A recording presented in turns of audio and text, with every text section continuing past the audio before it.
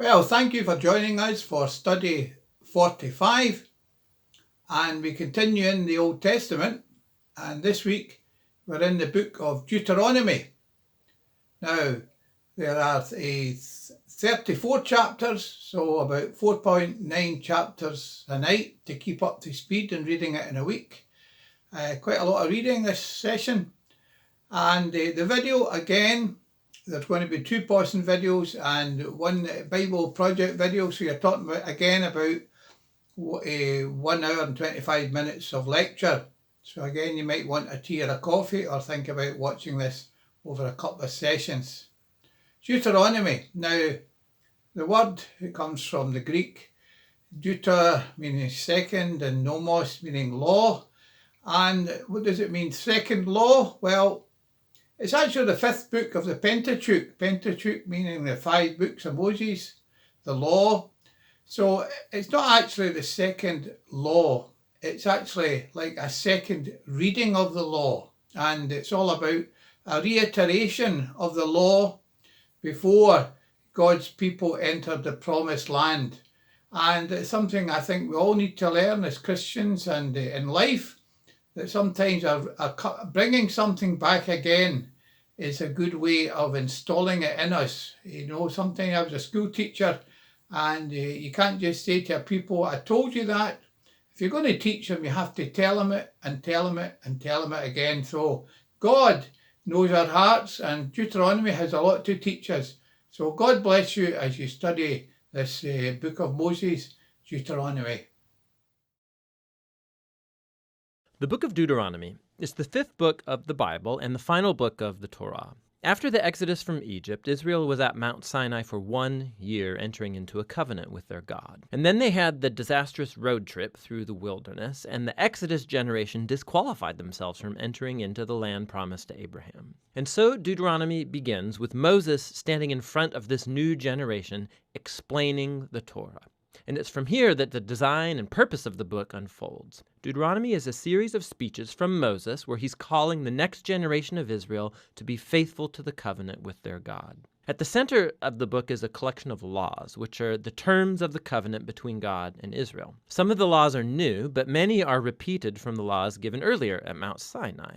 And that's actually where this book gets its name, from a Greek word deuteronomion, which means a second law. Now, surrounding these laws are 2 outer sections of Moses' speech. Each of these are broken up into 2 parts themselves. Let's just dive in and we'll see how this whole thing works. So Moses first of all summarizes the story so far, and he highlights how rebellious the previous generation was, in contrast with God's constant grace and provision in the wilderness. And God did bring his justice on them, yes, but he did not abandon his covenant promises. After this comes a series of very passionate sermons where Moses calls on this new generation to be more faithful than their parents were to the covenant. He reminds them of the 10 Commandments, and then the centerpiece of this section is a famous line called the Shema. Moses says, "Listen, Israel, the Lord is our God, the Lord alone, and you shall love the Lord your God with all of your heart, with all of your soul, and with all of your might." This became a very important daily prayer in Judaism, and it brings all of the themes of the book together. So the word listen, or Shema in Hebrew, it means much more than just to hear. Its meaning includes responding to what you hear, or in English we would say obey. And the word love in Hebrew also means much more than just an emotion or feeling. It's about a decision of wholehearted devotion to God that involves your will and your emotions, your mind and your heart.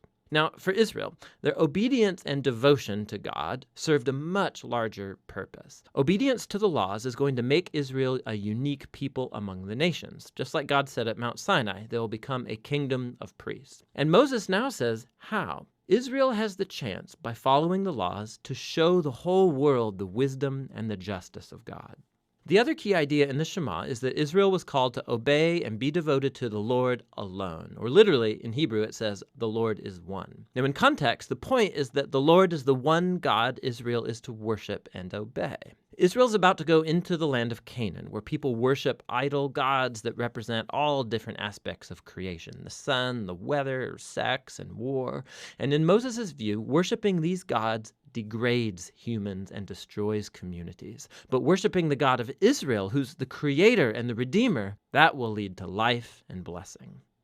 And so we come to the large collection of laws at the center of the book. And they're roughly arranged by topic. So the opening section is about Israel's worship of their God. They were to have one central temple where one God would be worshipped. And also, God was to be worshipped in Israel's care for its poor. So, for example, all Israelites were to set aside 1/10 of their annual income to be given to the temple. But another 10th was to be set aside every 3 years and given to the poor. And these are the kinds of laws that put Israel on the cutting edge of justice in comparison to their ancient neighbors, and it was all bound up with their worship of God. The next section outlines the character qualities of Israel's leaders. So the elders, the priests, the kings, these were all placed under the authority of the covenant laws, which God said that he would enforce by sending prophets to keep the leaders accountable. So in contrast to Israel's neighbors, where kings were thought of as divine and a law unto themselves, Israel's leaders were subordinate to the law and the prophets. Following this is a large section of laws about Israel's civil life, so rules about marriage and family and business, and also about social justice, about their legal system and how it was to protect widows and orphans and immigrants. And then these are concluded by more laws about worship. Now, here's some tips for reading all of these laws. Remember, first of all, these are the terms of the Sinai covenant given specifically to ancient Israel, living in a culture that's very different from yours. And so, too, it's not going to be helpful to compare these laws with modern laws from a very different culture. Rather, these were given to set Israel apart. And so we need to compare these laws with those of Israel's neighbors, like in Assyria or Babylon. And when you do that, all of a sudden, laws that seemed harsh or bizarre become much more clear. You see that God is pushing Israel to a higher level of justice than was ever known before. And so finally, try to discern what core principles of wisdom or justice underlie any particular law, and you'll discover some really profound things. So here's an extra credit assignment. Go see how Paul the Apostle does this very thing in his first letter to the Corinthians, chapter 9, verse 9, and he quotes a law from Deuteronomy, chapter 25, verse 4. It's really interesting. So back to Moses. After he goes through all of the laws, he issues a final challenge that Israel should listen to and love their God. He first issues a warning and an ultimatum.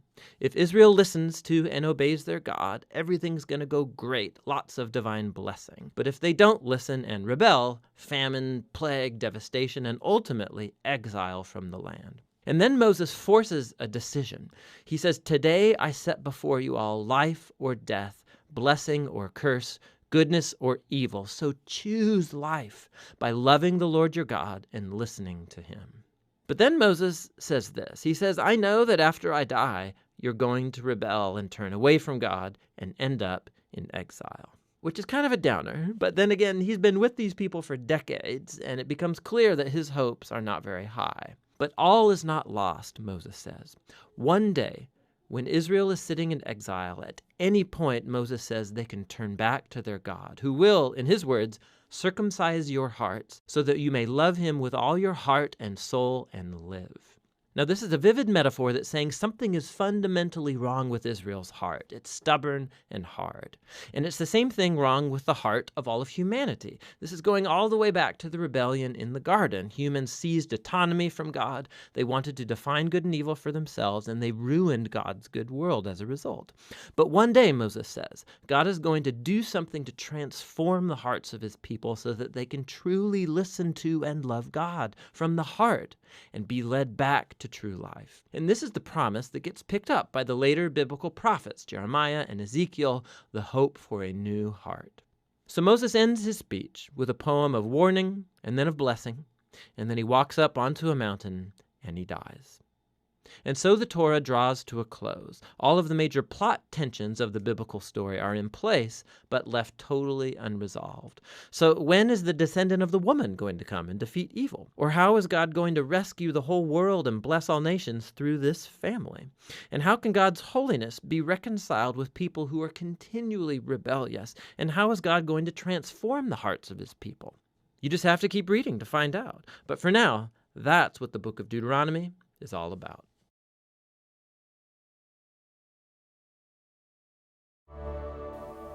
If ever you get the opportunity to go into a synagogue, look around for a very large cupboard at one side, usually covered with a curtain or a veil. This is a tiny model of one. And if you were allowed to and you opened the cupboard, you'd find inside some scrolls wrapped up usually in beautifully embroidered cloth. And these little scrolls would be the law of Moses, the first 5 books of the Bible, what the Jews call the Torah, or the instruction. And here I've got it all beautifully printed out in Hebrew, tiny, tiny print. But each scroll was named after the first words on the scroll, because that's how they identified them. When they pulled a scroll out of the cupboard, they would unroll just the first little bit and see which one it was. So that, for example, the book of Genesis, what we call Genesis, is called In the Beginning. And the book of Deuteronomy is simply called the Words, because the first phrase in the Hebrew is these are the words, and the first noun is words. So it was called simply the Words. That's what the rabbi would call it, but we call it the book of Deuteronomy. When the Hebrew Old Testament was translated into Greek, they had to think of a new name for this book. And they made up this name Deuteronomy from 2 words in the Greek language. One is the word deutero, which means second, and the other was the word nomos, which means law. So that from then on, this 5th book in the Bible was called Deuteronomy, second law. And if you've read it through, then you'll notice that the first most striking thing about it is that the 10 Commandments appear in this book as well as the book of Exodus. The law comes twice. In Exodus 20 and in Deuteronomy 5, you've got the 10 Commandments. And that's what gave the book its name, the second law. Now, why should these 10 Commandments be repeated a second time? And not just the 10, but there are altogether 613 laws of Moses, which he gave to the people of Israel. And they're repeated, Exodus and Deuteronomy. Why? Well, the clue lies in the book of Numbers, which tells you that the book of Deuteronomy was written 40 years after the book of Exodus. And that during those 40 years, an entire generation died. All the adults who came out of Egypt and crossed the Red Sea and camped at Sinai and heard the 10 Commandments the first time, they're all dead. Because they broke that law so quickly that God said, you will never get into the promised land. You've got to wander around the wilderness for the next 40 years until all of you are dead. And so an entire generation has disappeared. And the new generation were only kids. They were only little children when they crossed the Red Sea and when they camped at Sinai. Many of them would hardly even remember what happened when their fathers came out of Egypt. And so now a new generation has to hear this law all over again. A new generation must enter into the covenant with God. And this happens to us too. Our children must enter into the covenant we have with God for themselves. Because God has no grandchildren. And you can't inherit these things. You have to enter into God's promises yourself. Your parents may have been in the covenant, your grandparents. You may trace a family tree right back, but that doesn't bring you in. And so Moses had to go through it all again. There were actually 3 people, and only 3, still surviving from the Exodus days. Joshua, Caleb, and Moses himself. Joshua was now 80, and Moses was 120. So he is facing the need of an entirely new generation who didn't make that covenant with God, who didn't say, we will. It was a marriage service at Sinai, and they said, we will, to God. God told them the conditions under which he wanted them to live, how he wanted them to live, and they said, we will. But they didn't, and so they'd forfeited the whole thing. Now there's another crisis too. It's not only the next generation, but they have moved in space as well as time, and they are now camped on the east side of the Jordan River. And so they're about to go into the promised land. And this is a second crisis, because they've been on their own in the wilderness. Now they're facing a land that's already occupied by enemies. And this produces the crisis. And above all, Moses is not going to go in with them. He also has forfeited his right to go in. He's 120, and he knows he's got one more week to live. God has shown him that he's going to die in just another week. He's got 1 week left with this new generation of the children of the people he brought out of Egypt. And he's going to tell them the whole thing all over again. Furthermore, they're actually going to see the miracle of parting the water all over again. Not the Red Sea this time, but the Jordan. It's almost as if God is saying, I'm going to have to start all over again. I'm going to have to show you my mighty hand in dividing a river so that you can go into the land. And this is how you're to live once you get in. I've done a little very rough sketch to show you the kind of geographical situation. It is rough, isn't it? I'm sorry. But let me try and explain it.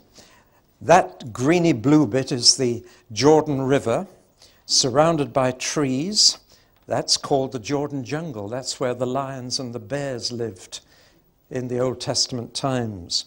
And the River Jordan meanders through that little bit of jungle to the Dead Sea.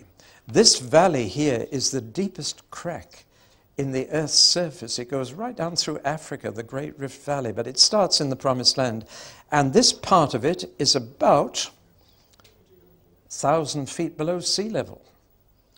You can actually get a pilot's license if you can borrow a plane and fly down there. You get a license saying you've flown below sea level in an aeroplane. But there it is, this deep crack.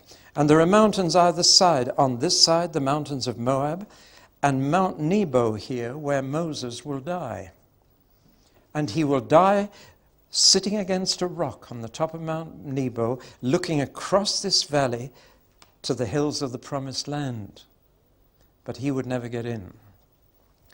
Here is the camp of Israel when Deuteronomy was spoken and written, with the tabernacle in the middle. And they're just over the river from the first city they'll have to conquer, Jericho. That's down in the valley too. Further up in the hills is Ai and Shiloh and Bethel. But on this side of the hills of Judea, they would only see wilderness. They'd only see desert because it's in the rain shadow. And it really is barren and empty. All the rain drops on the other side of the hills, on the Mediterranean side. And that is green. You can just see a little bit of green at the top. But from there down to Jericho is just barren wilderness and desert. There's a valley going up towards Jerusalem, Wadi Kelt. I've walked right down from Jerusalem down to Jericho one day through that valley. It was a weird experience, so quiet and deserted. At the top of the valley is Mount of Olives, and Jerusalem is just the other side. The other thing you need to notice is that on the horizon further north are two peaks. Mount Ebal on the north side and Mount Gerizim on the south side.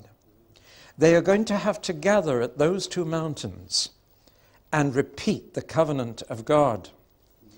And Moses tells them when they get in, they must stand, the people must stand between the two mountains, and then some must stand on one mountain, one on the other, and must shout the blessings and the curses of the covenant. Now, the significance of this is that God brought them through the Red Sea first and then made the covenant at Sinai. He didn't tell them how to live till he'd saved them. He redeemed them first and set them free first. And then he said, now this is how you are to live. That's the pattern of the whole Bible. God, first of all, shows us his grace by saving us. And then he says, now in gratitude, this is how you should be living. So this new generation, we're going to see God rescue them and take them through the Jordan, which at that time of year was in flood and impassable. But what would happen would be that the meandering river in flood further up the valley would undercut a bank, and the bank would fall in and temporarily dam the river for a few hours. That's how God would do it. And to get them across, that's what God must have done further up the river, so that the bank caved in and dammed the river for a few hours to enable them to get across. Having seen that miracle, they must then go on to their equivalent of Mount Sinai. and repeat the blessings and curses of the law. Once again, we see this. God acts first, and then he tells us how to respond to what he's done for us. So it's a kind of repeat performance at the end of 40 years for an entirely new generation. Do you follow me? That's the background of Deuteronomy. And it's written and spoken in this camp here, this side of the Jordan, while Moses is still alive and still with them. There are certain key phrases in the book of Deuteronomy which occur nearly 40 times. One is, the land the Lord your God gives you. Time and time again, they are reminded that this land they're going into is a gift, an undeserved gift, because the earth is the Lord's and the fullness thereof. If you go into London to the Royal Exchange building, you'll find that written in stone above the Royal Exchange. The earth is the Lord's and the fullness thereof. When we argue about who owns this bit of land, we should start by saying God does.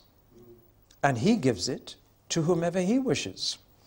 Paul said this in Acts 17 on Mars Hill in Athens. He said, it's God who decides how much space and how much time a nation has on this earth.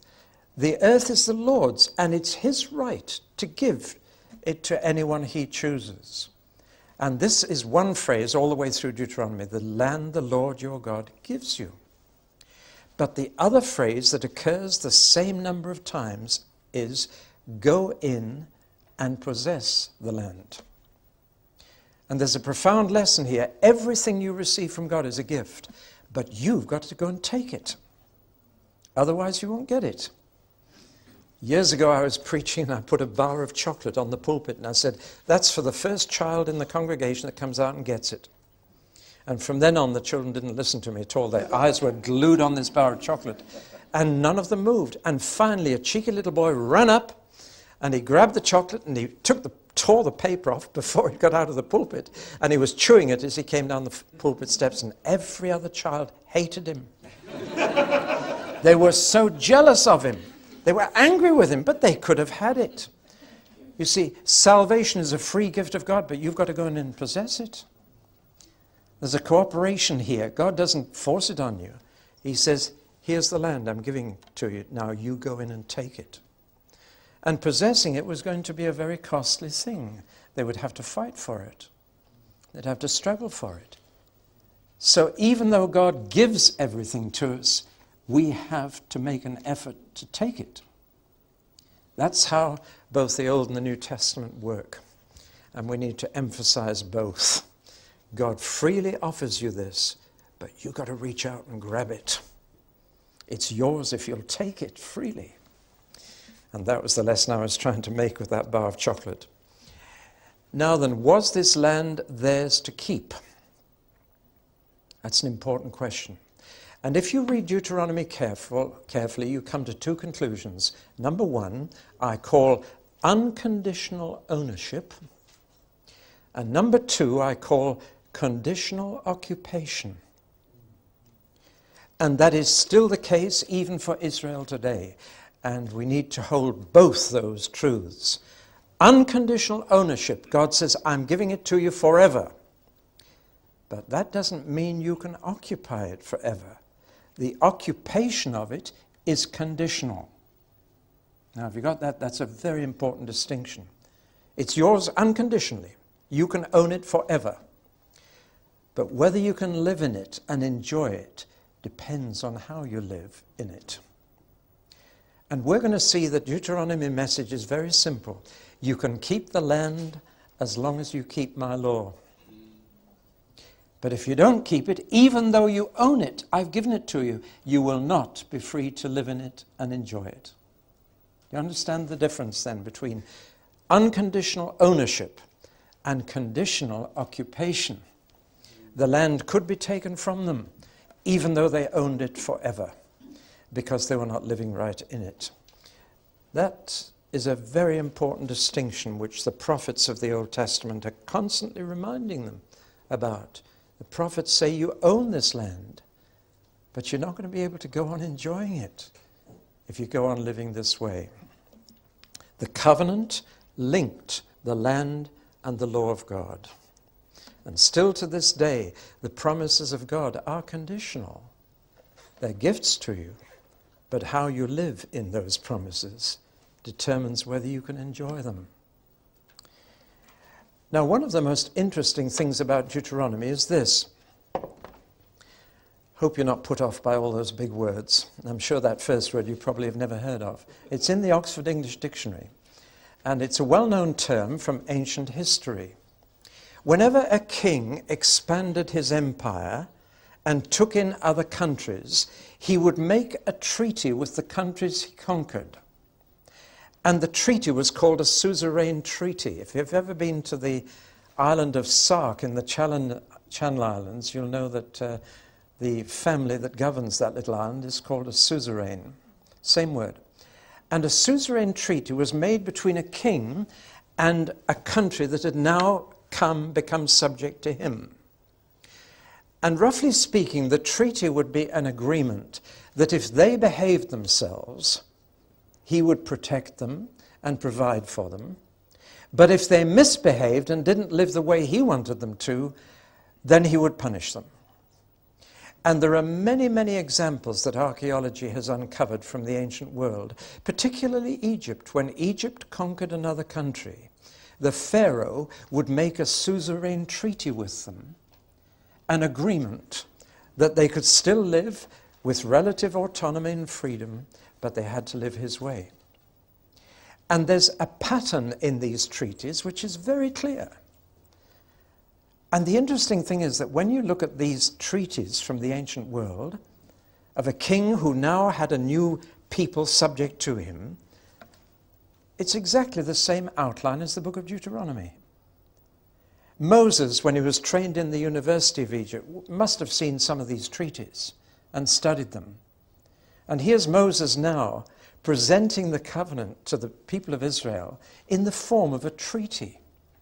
As much as say, the Lord is now your king, and you are now subject to him. And this is the treaty he is making with you. This is how you're to behave. And the pattern of the treaty in the olden days was exactly as we have it on the board here. There was a bit of a preamble. This is a treaty between Pharaoh and between the Hittites or whatever. And then there would be a historical prologue that summarized how this king and this people came to be related to each other. And after that little bit of history, there would be a declaration of the basic principles on which the whole treaty would be based. After that, there were detailed laws in the treaty as to how they were to behave. And then came sanctions, meaning rewards or punishments. What the king would do if they did behave properly and what he would do if they didn't. And then after that, they usually had a witness to sign it, but they would call on the gods to witness the treaty. And then finally, usually it was divine witnesses that were called. They would call on the gods in a religious ceremony to witness the treaty. And finally, there would be what we've called a provision for continuity. What would happen if the king died? And a successor would be named to whom the people would still be subject. And finally, all that would be settled in a ceremony when all these things would be written down and signed and agreed between the king and his new subjects. Now, isn't that fascinating? That all these treaties they've dug up are exactly the same shape as Deuteronomy. So that Moses, with his university training in Egyptian history, was presenting the covenant in a form that would be easily recognized by these people. They would know God is now our king. This is how we're to behave. And if we behave ourselves according to his laws, everything will be fine. Which raises the interesting question, what would God do if they didn't behave themselves? The sanctions. By the way, the basic principles in Deuteronomy are the Ten Commandments. Then we have a whole lot of detailed legislation. But what about these sanctions? What would God do to them if they didn't live the way he told them to? There were two things that God would do, one natural and the other human. The natural sanction was, if you don't behave properly, you get no rain. Now, the land they were going into was between the Mediterranean Sea and the Arabian Desert. And God controls the weather. And when the wind came from the west, it would pick up rain from the Mediterranean and drop it on the promised land. But if the wind came from the east, it would be the dry, hot desert wind, which even today is called the Hamseen. And when the Hamseen comes, it just dries up everything and turns the land into a desert. And God said, now that's one of my sanctions. That will be the first one I'll use. When you are misbehaving, no rain. And if you remember, during Elijah's day, it didn't rain for 3.5 years because things were getting bad. That was a simple way of God rewarding or punishing them. But if that failed, he would move on to something a little more fierce. He would use human agents to attack them. And what some of you may never have noticed in your Bible is this, that when God brought the children of Israel across the Jordan into the promised land from the east, he brought another people at the same time into the same land from the west. And he brought them from the island of Crete. And they were called Philistines. Put your hand up if you knew that God brought them at the same time. That's a minority of you. Well, read your Bible carefully. God says through Amos, in Amos chapter 9, did I not bring you out of Egypt and the Philistines from Crete? And so God actually brought a people who would prove to be the greatest enemy of Israel into the same land at the same time. But he settled Israel in the mountains or the hills, and he settled the Philistines down on the coastal plain, what is now the Gaza Strip. And incidentally, Palestinians claim to be descended from Philistines. So God brought two people into the same place. And he said, if you behave yourself, there'll be peace. But if you misbehave, I'll tell the Philistines to come and deal with you. It is as simple as that. And all this is there in the Old Testament. Now, that's a strange thing. Some of you may be quite surprised to know that God brought those two nations to live cheek by jowl in the same little corridor. And one would punish the other. Well, there would be immediate proof that God could bring enemies against people living in the promised land, because he was going to have to drive out people already living there. The promised land was not unoccupied. It wasn't empty. It was full of all kinds of people, mainly Amorites and Canaanites. And they were already there. And God told the Israelites, you are going to have to drive them out to possess the land. Now, it's at this point that we've got to deal with an objection to the Bible, which is one of the most common objections. Somebody recently said that the church should ditch the Old Testament because it presents too many problems for Christians. That if we would ditch the Old Testament and stick to the New, most people's objections to our faith would go. Because most people's objections to what we believe center on the Old Testament. You don't still believe the world was made in 6 days, do you? You know what I mean? That's how people talk. As soon as you say you're a Christian, they go straight to a problem in the Old Testament. And one of the most common problems they go to is this: how can you believe in a God who told the Jews to slaughter all the people living in the promised land? It's immoral. It's unjust. It's not right. It's not fair. And this is a very real problem to many people. God brought the Jews in and he said, go in, kill everybody in there, clear them out, and take their land. Now, is that a loving Heavenly Father? But there is an answer to it, and we must really tell people the real answer.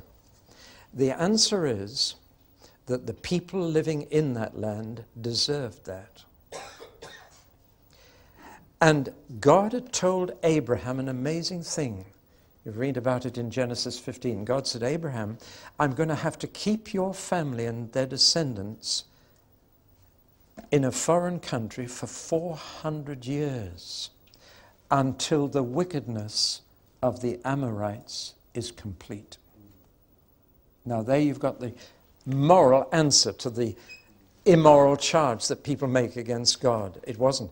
God waited 400 years for the people to get so bad that they didn't deserve to live there and that they didn't deserve to live anywhere on his earth. Let's get this clear. God's earth is for good people, and his holy land is for holy people. That's the message of the Bible. And sooner or later, God does not allow wicked people to go on occupying his earth. He's very patient with them, waits a long, long time. But he had to wait until the wickedness of the Amorites was total. And only then did he say, now I can bring you out of Egypt and tell you to go and kill them off. And archaeology has revealed just how wicked they had become. And the more you know about Amorite society before the Jews got in there, the more you realize they didn't deserve to live. That it wasn't safe to allow them to live. If I just tell you that we now know that sexually transmitted diseases were everywhere in Canaan when they went in, it wasn't safe. Can you imagine going to live in a land where everybody had AIDS? That's the kind of situation that they were facing as they looked across the Jordan.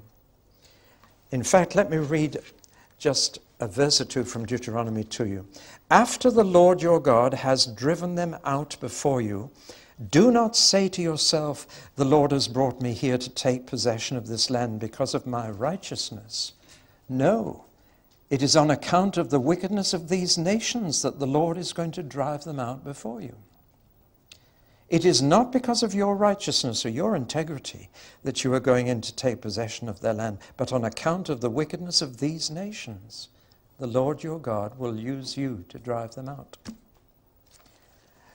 Do you know, Winston Churchill in World War I became Lord of the Admiralty, and that night he was very pleased with himself, and he got rather big in his thinking, I'm going to drive the Germans out. And he had the same feeling in the Second World War. But it's interesting, he stayed that night in a large country house in England, and there was a Gideon Bible, or a Bible by his bedside. And he picked it up, and he read the verses I've just read to you. And God said, Winston Churchill, you're not going to drive the Germans out because you are better than them, but because they are wicked. And that changed Winston Churchill's attitude. It humbled him. And it put him in his place. And he never forgot that verse from Deuteronomy that he read in the Bible. The Israelites were told, you have to slaughter them, you have to drive them out. And there again, the question is why? Why didn't God destroy them first himself? Why did he make them do it? The answer is very clear. Because it was the way he taught them, others will come and do it to you if you live like they do. And what you've done to them, others will do to you. Now let's just go back from that to ask this. I could do with a glass of water sometime. Thank you. You realize, therefore, that when you read Deuteronomy, you're reading a kind of mirror image of life in Canaan.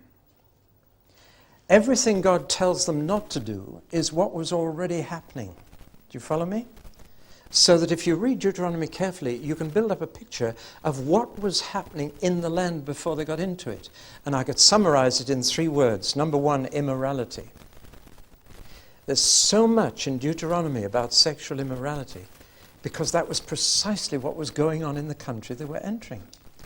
There was fornication, there was adultery, there was promiscuity, there was incest, there was homosexuality, there was transvestism, people changing clothes, there was buggery, sex with animals, there was widespread divorce and remarriage, and as I've said already, venereal disease everywhere. Now, Deuteronomy is telling them not to get involved in that kind of thing. The second thing I would say is injustice. We know that the rich were getting richer and the poor were getting poorer. Pride and greed were there, selfishness was there, exploitation. And who was suffering? The blind, and the deaf, people who couldn't get their share of wealth, and particularly widows and orphans were being very badly treated. Everybody was out for number one. And God said, you're not to do that. You're to look after the deaf and the blind. You're to look after the widow and the orphan. And the third thing that was characteristic of Canaan was idolatry. Occultism, superstition, astrology, spiritism, necromancy, this consulting the dead, and above all, fertility cults. Horrible things that worship Mother Earth, Mother Nature, and tried to produce fertility by sexual acts of worship. In the pagan temples in that land, there were male and female prostitutes. And when you wanted to worship, you went and you had sex with one of them. No wonder people crowded the temples. And all over the country were what the Bible calls Asherah or poles, which were simply phallic symbols standing up. And there's one in the middle of Basingstoke now, an 8-foot-high marble male penis. And this was everywhere in Canaan. And so occultism, superstition, spiritism was rife. Now all this, says Deuteronomy, had defiled the land in God's sight. It was his land, and it was now totally corrupt. It was defiled, it was debased, it was disgraced. And God couldn't let it go on. When I read all this, I just find myself thinking, our whole world's going this way. What will God do? Well, that's really the background to Deuteronomy. Don't you go in and live like that, or I'll send somebody else to slaughter you, as I'm sending you to slaughter them. It's not because you're good, it's because they're bad that I'm doing this. Now let's just look at Moses for a moment. He's facing a new generation. Their parents had failed. They'd forfeited the land promised to their forefathers. Now Moses looks at their children and he thinks, will they survive? Will they make it? Will they live right? Going in and facing all this? It's bad enough in the wilderness where the temptations were very few and far between. But now they're going in among it all. Will they clean it up? Will they be ruthless in getting rid of all this? Or will they compromise? And Moses knew he couldn't go in with them. He's about to die, has another week, and he's afraid for them. On the one hand, there's hard fighting to be done. It'll be a struggle to get in and possess the land. On the other hand, there will be strong temptations to overcome. Moses had led them all this way, and now he's got to say goodbye to them. And so, in the last week of his life, he spoke 3 times to them. The whole of Deuteronomy is made up of 3 long speeches, which must have taken the best part of a day to give. But there's an interesting thing. The style of Deuteronomy is both spoken and written. The spoken style comes across because it's very personal. It's warm. It's if you read it through, you've got to read it aloud to get the flavor of it. And when you read it aloud, you realize Moses spoke all this to them. And he's appealing to them. He's speaking like a father to his child, like a dying father to his children. Now, sons, remember when I'm gone. That's how he talks. And it's very warm and expressive and emotional. And yet, it is very well written too. Now, I don't think it's fanciful to think that during the last 6 days of the last week in Moses' life, he spoke and wrote alternate days. That on day 1, 3, and 5, he gave one of these discourses. But on day 2, 4, and 6, he wrote it down. Probably spoke from notes, because he was well educated and could write and read. And so I believe we're looking at 3 days, which alternated with 3 days. 3 days of speaking, alternating with 3 days of writing. He would give a day-long speech, or perhaps a whole morning, and then he'd go back to his tent and he'd write it all out for them. And then he gave the written account of his speeches to the priests and said, keep that alongside the Ark of the Covenant. You must never forget what I've said. You must never alter one word of it, but you must keep it and read it every 7 years to the people Israel. And that's how the book of Deuteronomy came. We've got the 3 addresses he gave in the camp on the far side of the Jordan. The first is all about the past, looking back over the 40 years and beyond, looking back over what their fathers did. And then he comes to the present and he gives them the law all over again. He gives them first the basic principles in chapters 4 to 11, and then he spells it out in detail in chapters 12 to 26. Then, the third and last time he spoke to them, just before he died, he provided for their future. Among other things, he says, I've appointed Joshua to take over from me. I brought you out of Egypt. Joshua's going to take you in. And when you get in, you must go to Mount Ebal and Mount Gerizim and recite this law and take it upon yourselves. But God will bring you in. Well, now that's the outline of Deuteronomy. It's a very simple outline. And each address has 2 parts. I've tried to indicate that by the subheadings here. And we're going to go through these parts one by one. I've just time to introduce you to the first, where he looks back to the days when they came out of Egypt, their fathers, their parents. And then he looks back at what went wrong. He's going to say, your fathers failed. Don't you fail. And in fact, I think it's better to leave it there, and we'll pick it up in the next talk.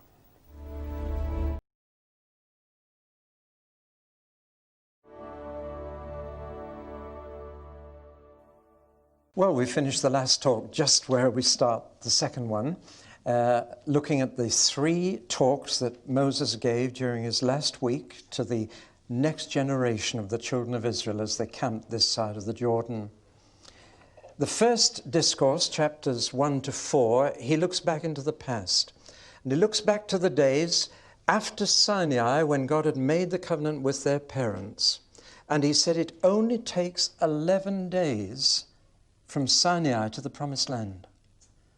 And yet your parents took something like 15,490. Why? Well, the answer was lack of faith.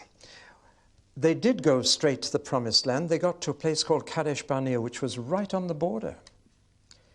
And there they paused, and they sent 1 man in from each of the 12 tribes to spy out the land and come back and tell them the best way to go in. Less than a fortnight after Sinai. And the spies came back and they said, it's a wonderful land. They came back carrying huge clusters of grapes from this land flowing with milk and honey. That's now the Israeli Tourist Board symbol. If you have ever been there, you'll know. They came back and they said, the food's wonderful. But, they said, the people are bigger than we are. They're giants in there. Because the Jews are not tall people. They're little people. And they said, they're big people in there. And furthermore, the walls around their cities reach the sky. We'll never take it. Now, there was a vote taken among the spies, and 10 of them said, we'll never get in. And 2 of them said, of course we will, because God's bigger than all of them. And Moses said, look, we have been riding on God's shoulders. And I can remember as a small boy riding on my father's shoulders. And when you're on your dad's shoulders, you know you're bigger than anybody else. And you can look over the high walls. And Moses said, what are you worried about? But anyway, they took a democratic vote, and the majority went with the 10 and not the 2. And that's when Moses said, none of you will get in except those 2 spies, Joshua and Caleb. And so it turned out. That wasn't the reason Moses wasn't to get in. It was much later that he disobeyed God and became very impatient. And God said, Moses, you're not going to go in either. Just Joshua and Caleb. 2 out of 2.5 million people made it. And 3 of the writers in the New Testament use that as a warning to Christians. It's not those who start off, it's those who get there. and Paul and Hebrews and Jude all use this fact that only 2 out of 2 million made it as a warning to believers. Make sure you make it. Keep on believing right to the end. They had everything in front of them, and yet their morale failed. In any battle, you need strategy, tactics, and morale. But you find in the long term, it's morale that is the key factor. If people feel they're going to win, they will win. And if they feel defeated, they will lose. And many of the greatest commanders knew this. General Montgomery in World War II was a classic example. And he lifted the morale of the 8th Army as it was pressed back into Egypt. And he simply talked to them and said, "We're going to beat this chap, Rommel." And they did. It's whether you believe you're going to make it. And I'm afraid they didn't. And so though God had been faithful to them, they were faithless. And chapter 4 simply says, children, don't be like your parents. They lost their faith, and they lost the land. Now you keep yours, and you can keep the land. It's a very simple sermon, if you like, and you don't need me to help you with understanding it. So let's move on to the main block of the book. Not so interesting to read. We're much more interested in stories than we are in legislation. It's like reading the telephone directory through. And people get a bit bored. And yet it's a fascinating section. This second address is by far the longest, probably on the 3rd day of that last week in Moses' life. But he gives them the way they're to live after God has given them the land, if they're going to keep it. And he begins with the basic principles of God's righteous way of living, his upright way of living, namely the 10 Commandments. They're at the heart of it. You learn them on your 10 fingers. They're the very basic principles, and they're all about one thing. They're all about respect. Respect God, respect his name, respect his day, respect your parents, respect life, respect marriage, respect property, respect people's reputation. And the quickest way to destroy society is to destroy respect. And that's exactly what we've seen happen in our own country, largely through comedy on TV. One well-known comedian, whose name you'd all know, said, "We intend to leave nothing sacred." In other words, our objective is to destroy all respect. Respect for royalty, respect for the law, respect for the government, respect for each other. You destroy respect and you've destroyed society. And the whole 10 Commandments are built on respect. And so we have in that first part those 10 Commandments. It's very interesting to draw a contrast between the law of Moses here and the worst laws in pagan society and the best laws in pagan society. If you contrast the standards of Moses' law with the worst, as we've already done with the Amorites already living there, what a pure, holy law it is. How much healthier and happier people will be if they live that way. But there's an interesting comparison between law of Moses and another law which has been discovered from the ancient world called the Code of Hammurabi, an ancient Amorite king of a city called Babylon or Babel. If you go to the Louvre in Paris, do go and look at the steel or stone column that was found at a place called Susa in Persia and is now in the Louvre. And on that stone column are carved 282 laws of Hammurabi. And those laws were written 300 years before Moses. Many scholars like to draw comparisons, and it's amazing when you do. No killing, no adultery, no stealing, no false witness. And these are all in the laws of Hammurabi. It's 300 years before. And the famous law called the Lex Talionis, or the law of revenge, an eye for an eye and a tooth for a tooth, is also on that stone. And so many people say, well, these laws were pretty common. At least the King Hammurabi knew them. But you know, Paul in Romans 2 says a very interesting thing. He says, God has written his law on the hearts of pagans. He didn't just write it on stone. He's written it into the hearts of people. In other words, people know these things are wrong.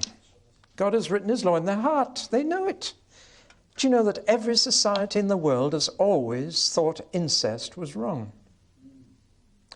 God has written these things on the heart as well. But he's also made them even clearer to us in the law of Moses. Having said that, there are some big differences between Hammurabi's law and the laws of Moses. For one thing, Hammurabi, there was pretty well only one punishment for anything, and that was death. Whereas in the law of Moses, the death penalty is quite rare. There are only 15 things in the law of Moses that deserve the death penalty. So by comparison, the law of Moses is not nearly so barbaric as people would say. Not so harsh, not so cruel. Another huge difference is that in the law of Moses, slaves and women are people, whereas in the law of Hammurabi, they're property. And therefore, women had no rights and no respect in the law of Hammurabi, but they do in the law of Moses. That's a very interesting comparison. Another is that in the law of Hammurabi, there are classes. There are nobles, there are common people, and a different law for the different classes. In the law of Moses, the law of God, there is no such thing as class, and the same law applies to everybody. Now, I'm just saying this because some scholars say, oh, well, the law of Moses is just one among many others. No, it's quite different. And though God has written his law on pagan hearts, and they know these things are wrong, there is another interesting technical difference. I'll give you the technical name and then explain it. The laws of Hammurabi are what are called casuistic laws. They are presented in the form of a condition. If you do this, then you must die. If you do this, that's a condition. Whereas the laws of Moses are presented in what we call an apodeictic manner. They are presented not as a condition, but as a command. You must not do this. Now, can you see the difference? All the laws of Hammurabi are, if you do this, you'll be punished. The laws of Moses are, you shall not do this. Now, only God has the right to talk like that, you see. Human laws are usually casuistic. If you do this, then this is what will happen. But God has the right to say, you must not do this. I command you not to do it, because he's the King of Kings. So there are differences.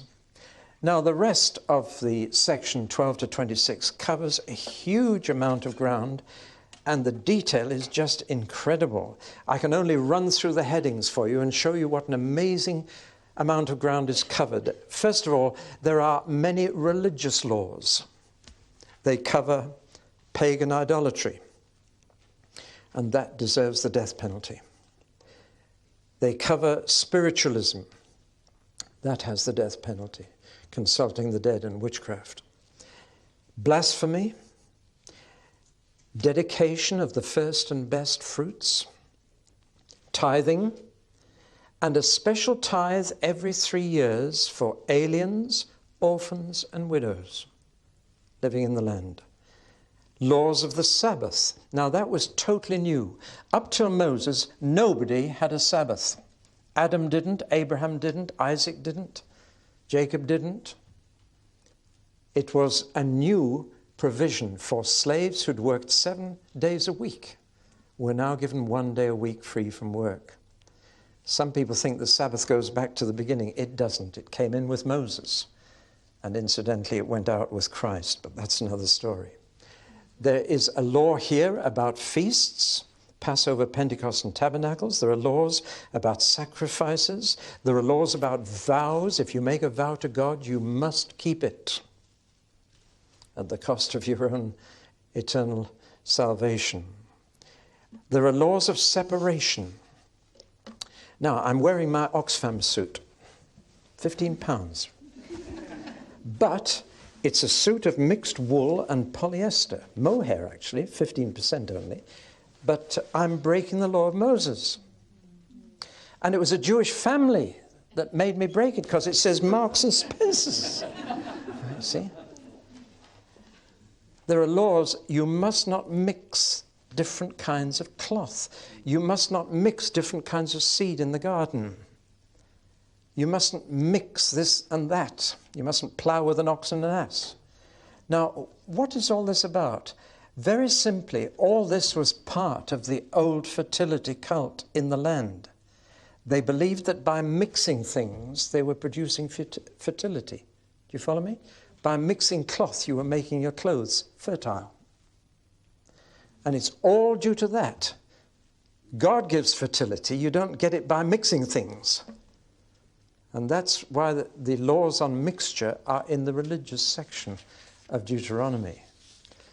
Then there are laws on government. And it's interesting that there are laws here for a king. And yet God was their king, and they weren't to have a king for centuries. And it wasn't God's will that they should have a king. And yet God knew that one day they'd want one. So he made some laws for the king. And one of the most interesting is that when a king came to the throne, he had to write out the laws of Moses in his own handwriting and read them regularly. Can you imagine our Queen being told in Westminster Abbey, you must write the Bible out in your own handwriting? Or even write the Sermon on the Mount out in your own handwriting, then read it regularly. Made sure that the king knew the law. And the king wasn't to have many wives or many horses or much money. And then there are laws here for judges. There's a court of appeal here. Death for contempt of court. There are rules of justice, no bribes, no favoritism. An alien, an orphan, a widow must get exactly the same treatment as the richest businessman. Aren't these wonderful laws? And then there are laws about witnesses. There must be at least 2 or 3 witnesses who agree totally on what they've seen or heard. And if they bear false witness, they must suffer exactly what the person would have suffered if they were found guilty. In other words, that's when it says an eye for an eye and a tooth for a tooth. And if my false testimony in court gets him fined £1,000, then when I'm discovered to be a false witness, I am fined £1,000. It's absolutely fair, isn't it? Eye for an eye, tooth for a tooth, good justice. And then the punishment, 40 lashes maximum. There was flogging, but it was 40 maximum, so they usually made it 39 to make quite sure they didn't break the law. But it said beyond that, you are dehumanizing someone. You're just reducing them to a lump of meat. And a body must not be left hanging on a tree after sunset and made an object of ridicule. Actually, Paul applies that to Jesus on the cross in Galatians 3. It's interesting. Then there are laws against special crimes, murder, which always carried the death penalty unless it was manslaughter and unintended. And there were 6 cities of refuge set up where a man who'd killed accidentally could run to and escape the death penalty. There are laws against kidnapping, and that carried the death penalty, interestingly enough. Laws against rape, laws against assault, laws against stealing property, and particularly removing boundary marks. The way that each person marked his little farm was with stones. And people would go out at night and move the stones a yard or 2 each night. And that was a very severe crime. There are laws of health. What to do if you get an incurable skin disease. The word leprosy in the Bible covers a lot of different skin diseases. It's not just what we call leprosy today. Laws against eating animals that have died. And laws about clean and unclean food. You mustn't eat camels or rabbits or pigs or birds. Then there's this very strange thing which has been misunderstood by almost every Jew. You shall not boil a kid in its mother's milk. And on that one verse, the Jews have erected a gigantic kosher system of diet, whereby in the kitchen they have 2 completely separate pots and pans and sinks to wash them in and everything, and keep dairy products over here and meat products over here. They have totally misunderstood that. That was, again, a pagan fertility cult rite. To create fertility, you made the kid have incest with its mother. by cooking it in its mother's milk. It was a fertility right. That's all it was. And they were told never to do that. But they've now erected an entire kosher system of food on just one verse and got it out of all proportion. Then there are laws on welfare, that you must leave the sheaves in the corner of the field for the poor to pick up. There are laws of assisting your neighbor with straying animals. There's a law about when an ox is treading out the corn to separate the wheat from the chaff, you mustn't put a muzzle on it. It should be free to eat what it's treading out for other people. You shall not muzzle the ox when it is threshing corn. And Paul applies that to people like me. Preachers. He said, well, a preacher's treading out food for you, send the hat round for him. That's what Paul says. Interesting application of the law. They're allowed to take birds' eggs from the nest, but not the mother. They're to leave the mother and she can lay some more. There are rules about warfare. They mustn't cut down trees in war because they're not fighting trees, they're fighting people. I thought of that law when America was poisoning the jungles of Vietnam and destroying all the trees. God says, you don't fight trees, you fight people. There's a way to fight. This is the Geneva Convention, long before Geneva was heard of. Very interesting rules for soldiers' toilets. And an interesting one for a soldier who'd got married. He can stay home for a year before he goes to war again. That's a wonderful law, really, isn't it? Give him time to get to know his wife and make the marriage solid. You don't go to war at the expense of marriage at home. Well, what do we make of all these laws? I've just skipped through them. There are hundreds of them. Well, first, the scope of these laws is interesting. It covers the whole of life, from your toilet arrangements to the way you worship, from your clothes to your cooking. God is interested in the whole of your life. Living right is not just what you do in church on Sunday. Living right is the whole of life. And this law of Moses tells us God is saying there's a right way to do everything. And he wants people to be right in the whole of life. The second thing I deduce from this is the amazing integration of these laws. I've classified them for you as I've gone through, but actually they're all mixed up. You go straight from a law about not eating camels to a law about the feasts. And this doesn't please the modern Western mind, and we must classify them. We like them all gathered under headings, do you know? But they're all mixed up. Why? Because God is saying there is no division in life. We tend to say this is sacred, that is secular. God never said that. It's all of a piece. It's an integrated, it's not only covering the whole of life, but it is a wholeness of life. Or to use the modern term, holistic. It's all together. And God is there whether you're sitting down for a meal or going to church to worship. It's the same. I've told some of you before, I think, that in the Jewish book of prayers, there's a lovely prayer to pray when you go to the loo. And to us, it's a joke. We snigger when that's said, not to the Jew. And it says, Lord, I thank you my body's working properly, and I thank you I feel much better now. Hallelujah. Now, I go into many Christian toilets because I stay in many different homes, and there's usually a pile of devotional books at the side, and there are texts on the wall, and neither the books nor the texts have anything to do with what I'm in there for. And when you get old and you can't control your bowel and your bladder, you'll wish that you had praised the Lord when it was working properly. See, to God, it's all of a piece. It's a whole life. A holy life is doing it right in every part. The third thing I notice here is the purpose of all these laws. It wasn't to spoil their fun or to hedge them about with restrictions. There's a phrase keeps coming, that it may be well with you and that you may live a long life in the land. God wants us healthy and happy. That's why he made the laws. And then we think God's just sitting up there thinking, what shall I tell them what to do, not to do next, you know? Like the little boy who went to school and the teacher said, what's your name? He said, Johnny, don't. And the teacher said, I'm sure you're not called that. Well, that's what Mummy always calls me. And you know, there's this picture that God is just sitting up there and saying, don't. Thou shalt not. Why is he doing it? He's saying that it may be well with you. And that's one of the first things we ask each other. Are you keeping well? You know? Same as the word welfare. It was their welfare that he was concerned about. And that's why it's good to read all these laws. We must move on.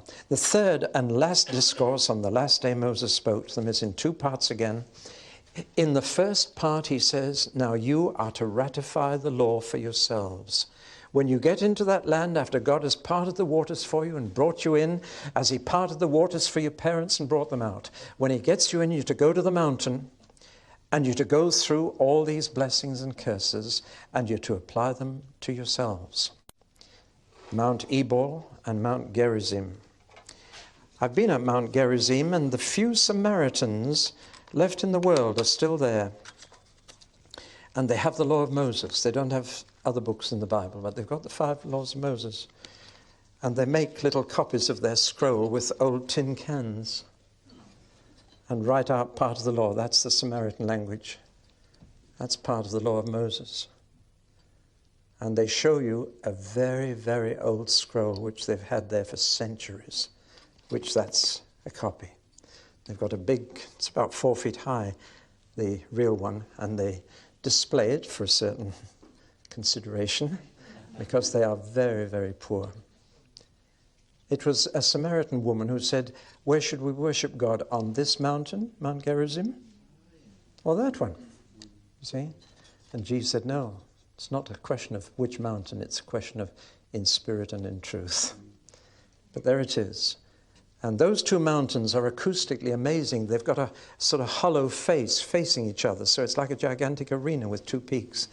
And the blessings were shouted from one side and the curse from another.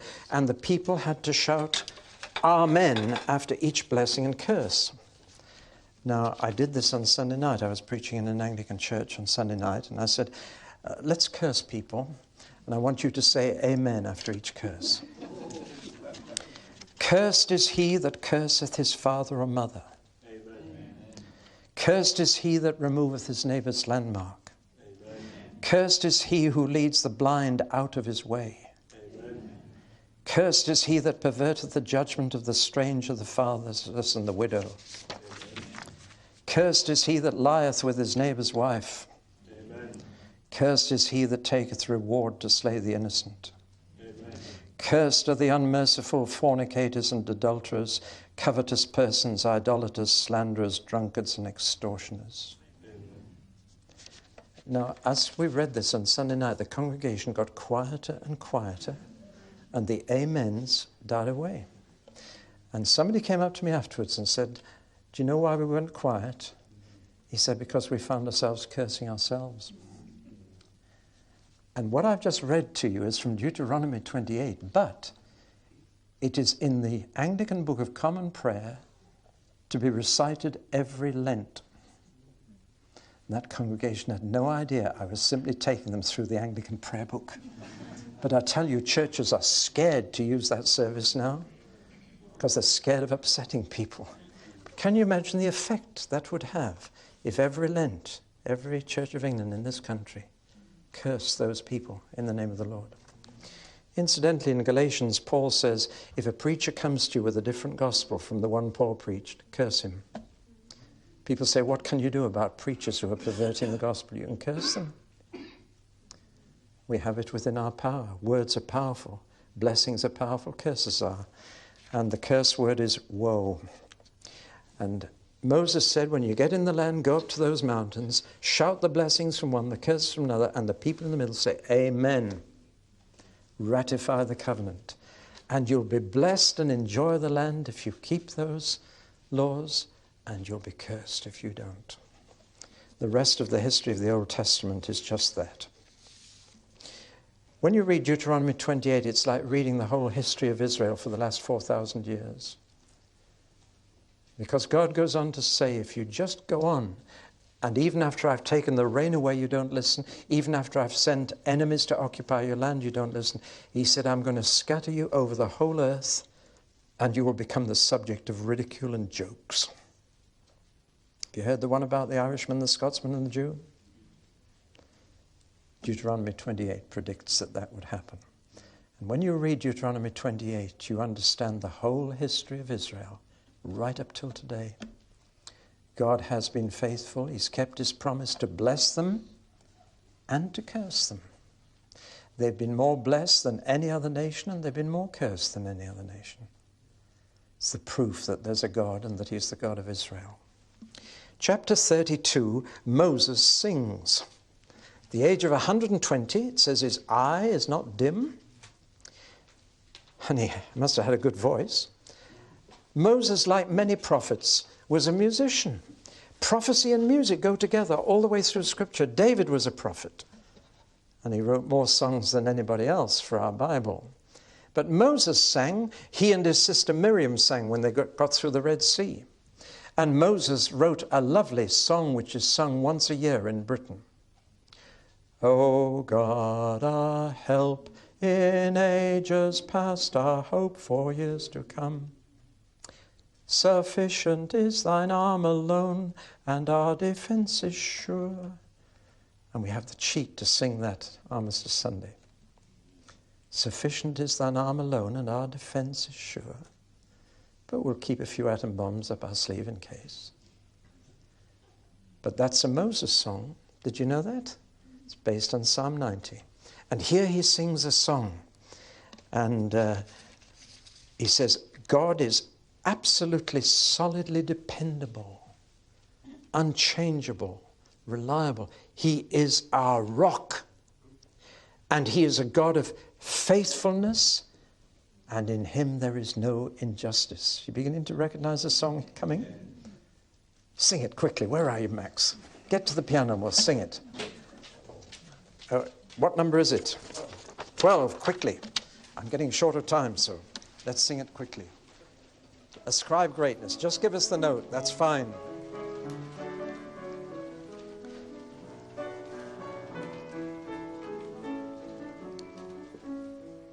Ascribe greatness to our God the Rock. His work is perfect, and all his ways are just. Ascribe greatness to our God the Rock. His work is perfect, and all his ways are just. The God of faithfulness and without injustice, good and upright is he. A God of faithfulness and without injustice, good and upright is he. You've just sung the Song of Moses. And it says when we get to glory in the book of Revelation, you'll hear the Song of Moses again. It's a lovely song. God, he never had problems about God telling them to slaughter the Amorites. He said God is without injustice. He's faithful. He's good. Chapter 33, he blesses the 12 tribes one by one. And he really was a prophet because he could see into the future for each tribe. And he blessed each one. There's only one he didn't bless, and that one disappeared. As you know, through the Bible, the 12 tribes change. They didn't all survive. Just as out of 12 apostles, one didn't survive, out of the 12 tribes, one didn't. Interesting parallel between the Old and the New Testament. Chapter 34 is the death and burial of Moses. Now, I can be quite sure and tell you that he didn't write this bit. The only bit of Deuteronomy he didn't write. Presumably Joshua added it, but he died alone with his back against the rock on the top of Mount Nebo, looking across the Jordan to the land that had been promised, which he would never see. Actually, he did. He did get into it once, centuries later. And he had a chat with Jesus on top of one of the mountains. But he died on Mount Nebo, and he was buried there. Nobody's been able to find his grave because nobody was there when he was buried. So did he bury himself? Well, you'll find the answer in Jude in the New Testament. An angel came and buried him. When the angel got to Moses, there was the devil standing the other side of Moses. And the devil said, "This man's mine. He murdered an Egyptian, he's mine." And it was an archangel, Michael. And Michael said to the devil, "The Lord rebuke you." And he got on and buried him. What a story. Amazing end. He only buried his body, of course. His spirit was with the Lord. They mourned him for 1 month. They tried to find his body. They couldn't. And that's the end of the story. Now, Deuteronomy is the most fundamental book to the whole of the Old Testament. It's the key to the whole history of Israel. Because when they went in, they only occupied the mountains and they left the valleys to the Amorites. And on a Saturday night, the young men from the mountains went down into the valleys to find girls. And that's when the whole sad, sordid story began. Soon they were living just like the others lived. And prophet after prophet told them, "Go on like this and God will keep his promise to curse you." Every prophet appeals back to Deuteronomy. Over 1,000 years they managed to get everything God had promised them. It took them 1,000 years from Abraham to David, and they got it all. And in the next 500 they lost it all, as we'll see when we study the book of Kings. You can summarize the whole history of Israel in just 2 sentences. Obedience and righteousness brought them blessing. Disobedience and wickedness brought them curses. The book of Deuteronomy plays a huge part in the New Testament too. It's quoted 80 times in just 27 books. Jesus knew Deuteronomy very well, so much so that when he was tempted in the wilderness, in that same wilderness of Judea, which Moses looked on with his dying eyes, when Jesus was in that wilderness being tempted, he used the scripture to defend himself, and he always quoted Deuteronomy. Isn't that interesting? Man shall not live by bread alone. Deuteronomy. See how important it is? The Sermon on the Mount is full of Deuteronomy. The Samaritan woman I've already mentioned. She said, "Should we worship God in this Mount Gerizim, which is our sacred mountain, or your Jewish sacred mountain in Jerusalem?" "Neither," he said. "A day is coming when we worship in spirit and in truth." When he was asked to summarize the law of Moses, he summarized it in words from Deuteronomy. Love the Lord your God with all your heart and soul and mind and strength. One of the most surprising things, by the way, I forgot to mention, but it's so important, is this. Even through that solid section on law, the most common word is love. 31 times back there, in among all the legislation, it's love. Jesus said, "If you love me, you keep my commandments." There is no contradiction between law and love. If you love the Lord, you keep his laws. Paul said, love is the fulfilling of the law. And really, it's not a matter of legalism, it's a matter of love. 31 times the word love comes in that section. 31 times the word obey comes. Because to love is to obey. Because in God's sight, love is loyalty. It's to stay true to someone. It's to love them so much you want to do what they want you to do. That's a very important point, because we sometimes hear law and love set against each other. They're not. To keep the law is an expression of your love for the one who gave it. So when Jesus was asked, what is the law? He said, it's to love. The 2 greatest commandments are to love God and to love your neighbor. And we remember, of course, that Moses and Elijah talked with Jesus. Do you know what they talked about?